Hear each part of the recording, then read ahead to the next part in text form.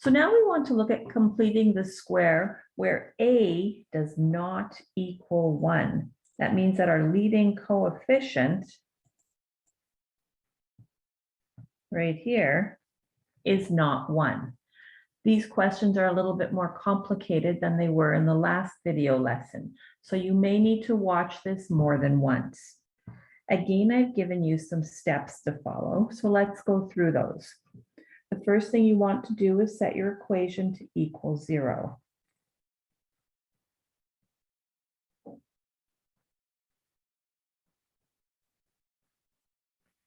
And again, we want to bracket the first two terms. So these steps are the same as they were in the last video. However, we want 1x squared. And you'll notice here inside the brackets, we have 2x squared. So we're going to have to divide inside the brackets by whatever a is equal to. So in this case, we're dividing inside the brackets by 2.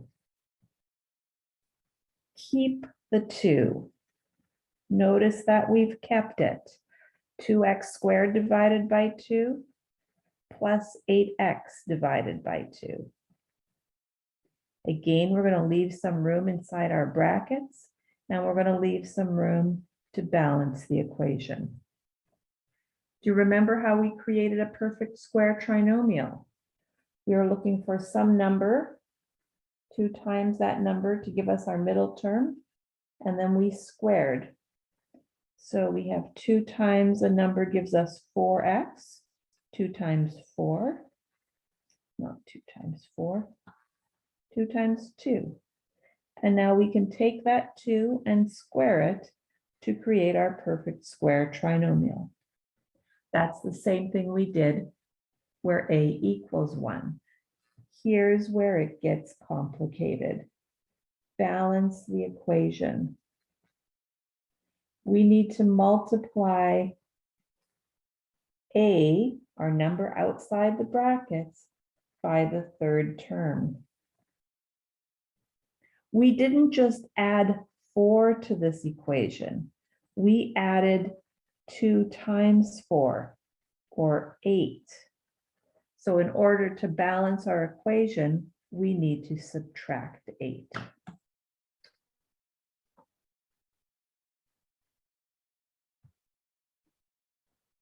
Now, just like we did in the last question, we're going to factor and simplify. So again, we're going to keep the 2. Don't forget about it. Remember, we use this number for factoring. We have minus 13 minus 8. From here, we're just going to solve using the square root property, which you've already been practicing.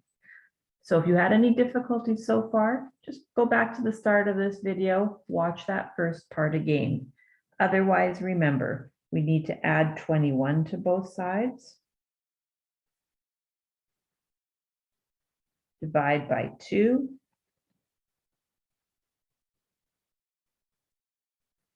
And when we take the square root, we have 2 equations.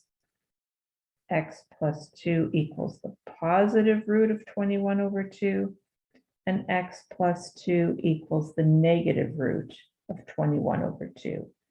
Of course, we want to rationalize our denominators here.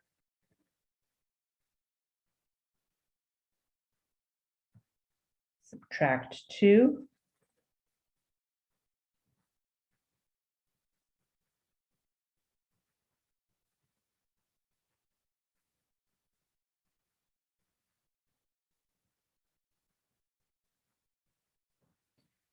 Now, those of you used to the using the quadratic formula know that we like these written over a common denominator.